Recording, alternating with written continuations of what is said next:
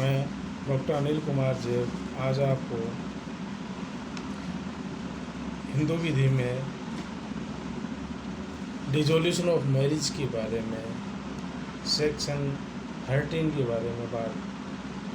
करूँगा आपसे। सेक्शन 13 में डिसोल्यूशन ऑफ मैरिज के प्रोविजंस बताए हुए हैं और इस धारा के 2-3 पार्ट कर रखे हैं। इसमें सेक्शन 13 का सपोज 1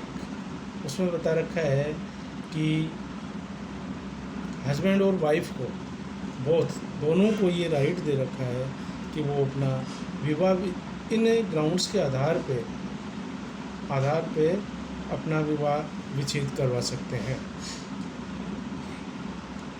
तो धारा 13 के सपोज 1 में ये प्रावधान है कि चाहे हस्बैंड हो चाहे वाइफ हो, इन ग्राउंड्स के आधार पे वो एक दूसरे के विरुद्ध डाइवर्स की या डिसोल्यूशन ऑफ मैरिज की डिक्री पारित न्यायालय में करवा सकते हैं। तो धारा 13(1) में है कि कोई भी विवाह भले ही वह इस अधिनियम के प्रारंभ से पूर्व हो या पश्चात, मतलब 1955 से पहले हो या बाद में हो, अनुस्थापित हुआ हो या तो पति या पत्नी पेश की गई याचिका पर तलाक की आज्ञप्ति या डिक्री पर एक आधार पर भंग किया जा सकता है। मतलब जो ग्राउंड्स दे रहे हैं उनमें से कोई भी ग्राउंड हो, कोई भी आधार है, उस आधार पर विवाह विच्छेद के संबंध में डिक्री पारित करवाई जा सकती है। जैसे हम कहें 13(1) है, अब इसी धारा 13(1) के बारे में इसके भी आगे सपोज या उपधाराएँ बताई हुई हैं। जैसे धारा 13(1) है, इसमें है कि विवाह के संबंध में दूसरे पक्षकार के अनुष्ठान होने पर पति या पत्नी अपने पक्षकार के अलावा किसी व्यक्ति से स्वैच्छिक रूप से सेक्सुअल इंटरकोर्स करे या तो ये भी एक आधार है विवाह विच्छेद के संबंध में। सेकंड है तो जैसे सेक्शन 13(1) वो 13(1) तो हो ही गया। इसी के हम पार्ट करते हैं 1A,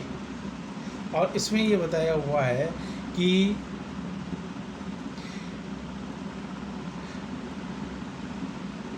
as after the solemnization of the marriage treated the petitioner with cruelty। ये कहें कि विवाह अनुष्ठान के पश्चात में जो अर्जीदार है के साथ में दूसरा जो पक्षकार है विवाह का, वो क्रूरटी या क्रूरता का व्यवहार करता है। तो ये भी है कि विवाह विच्छेद के संबंध में हस्बैंड और वाइफ दोनों के आधार मिले हुए हैं। और नेक्स्ट में हम देखते हैं सेक्शन 1, जैसे ये है, इसका ये चल रहा है, ये नेक्स्ट है 1B। इसके तहत है कि has deserted the petitioner for the continuous period of not less than the 2 years immediately preceding the presentation of the petition, और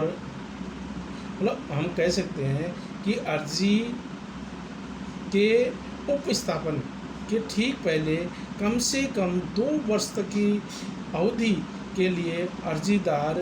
को अभी तक मतलब डिसर्टेशन या ये कहा जाए कि त्याग कर दिया हो तो भी विवाह विच्छेद के लिए पक्षकार जिसका अभी तेज किया हुआ है या जिसका डिसर्टेशन किया हुआ है, तो वो न्यायालय में जाके, और उसकी अवधि है वो 2 वर्ष की अवधि कंप्लीट हो जानी चाहिए, तब उसको ये आधार मिल जाता है कि वो इस आधार पर भी अपना विवाह विच्छेद करवा सकता है, या एक दूसरे रूप में कह सकते हैं कि न्यायालय में अपने पिटीशन फाइल कर सकते हैं, जो भी हस्बैंड हो चाहे वाइफ। क्योंकि मैंने पहले बताया सेक्शन 13 का सब क्लोज 1 है, वो हस्बैंड और वाइफ दोनों को मिला हुआ राइट है। इसमें किसी प्रकार से हम ये नहीं कह सकते कि सिर्फ ये राइट हस्बैंड को मिले हुए हैं या फिर वाइफ को मिले हुए हैं, क्योंकि ये राइट हस्बैंड और वाइफ को भी दोनों को मिले हुए हैं। तो इस जो धारा की जो अपनी बात हो रही थी उसके तहत है कि 2 वर्ष की कालावधि, 2 वर्ष का जो टाइम है वो व्यतीत हो जाना चाहिए, उसके बाद ही ये पिटीशन कोर्ट में फाइल की जा सकती है कि उन्होंने मेरा 2 वर्ष से अभित्याग या डेजर्शन या अभित्यक्त कर रखा है, अर्जीदार ये जाके वहाँ न्यायालय में पिटीशन फाइल करे। तो हम 13 के सब क्लोज 1 के जो सब आगे सेक्शन हैं उनके बारे में भी बात कर रहे थे। अब हम ये देखते हैं कि धारा सेक्स मतलब 13(1) जो चल रही है अपनी, उसी में की धारा 2 की बात करते हैं। ये धारा ये कहती है कि has ceased to be a Hindu by conversion to another religion. मतलब ये कि पक्षकार, विवाह का जो पक्षकार है वह दूसरे धर्म को ग्रहण करने से हिंदू होने में उसने परिवर्तित कर लिया या कन्वर्जन कर लिया, अपना धर्म परिवर्तन कर लिया है, तो परिवर्तन करने वाले व्यक्ति के अलावा जो उसका दूसरा जो पक्षकार है, विवाह का जो पक्षकार है, वो इस आधार पे न्यायालय में पिटीशन फाइल कर सकता है कि मेरे पक्षकार या मेरे विवाह का दूसरा जो पक्षकार है वह अपना धर्म हिंदू धर्म से बदल कर अन्य धर्म में चला गया, या दूसरे रूप में हम कह सकते हैं कि वो अभी अहिंदू हो गया और हिंदू नहीं रहा, इस वजह से मुझे उस व्यक्ति के साथ में नहीं रहना और मैं अपना विवाह विच्छेद चाहता हूँ या चाहती हूँ, जो भी है उनकी अपनी इस संबंध में वो मतलब न्यायालय में पिटीशन फाइल कर सकते हैं। न्यायालय दोनों पक्षों को सुनने के बाद में अपने तरफ जो भी उनको लगता है कि वास्तव में ऐसा हुआ है कि उसने दूसरे पक्षकार ने धर्म परिवर्तन करके वो अन्य धर्म में चला गया और अहिंदू हो गया, या ये कहें कि हिंदू धर्म को उसने छोड़ दिया, तो न्यायालय यदि संतुष्ट हो जाता है तो इस संबंध में डिक्री पारित कर सकता है कि ऐसे जो कि पक्षकार छोड़ के चला गया है तो दूसरे पक्षकार को डिसोल्यूशन ऑफ मैरिज की डिक्री पारित कर सकते हैं। अब हम तीसरी बात करते हैं जो कि धारा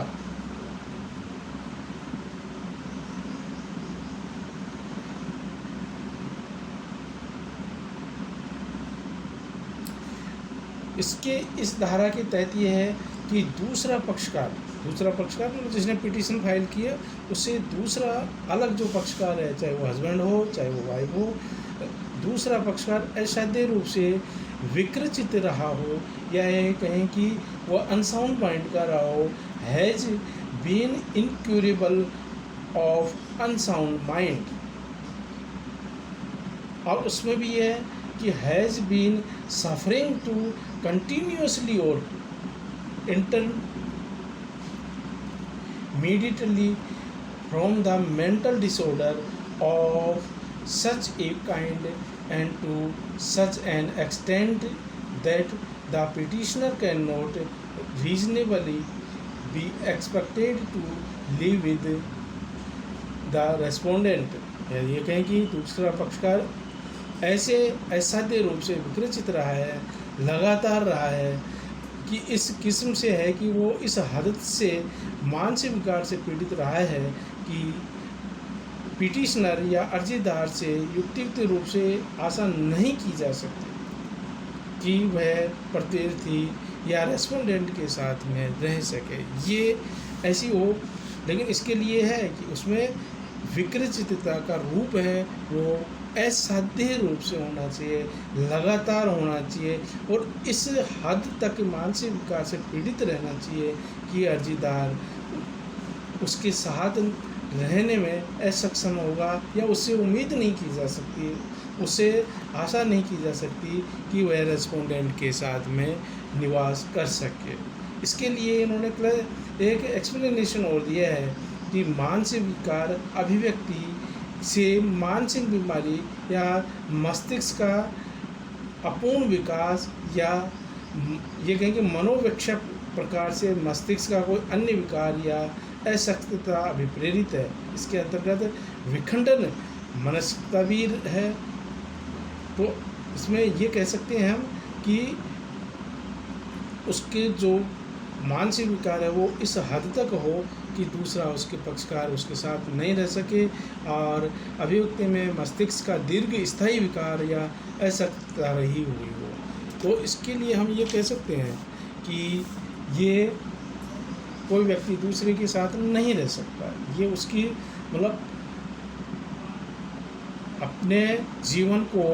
मतलब दूसरे साथी के साथ वो व्यतीत नहीं कर सकता है, क्योंकि उसमें अनसाउंड माइंड की इस कदर है, या ये कहें कि अस्वस्थ चित्त के होने के कारण उसमें ये बहुत लंबा समय, या ये दूसरे रूप में हम ये कहें कि उसके साथ में रहना उसके लिए दूभर है।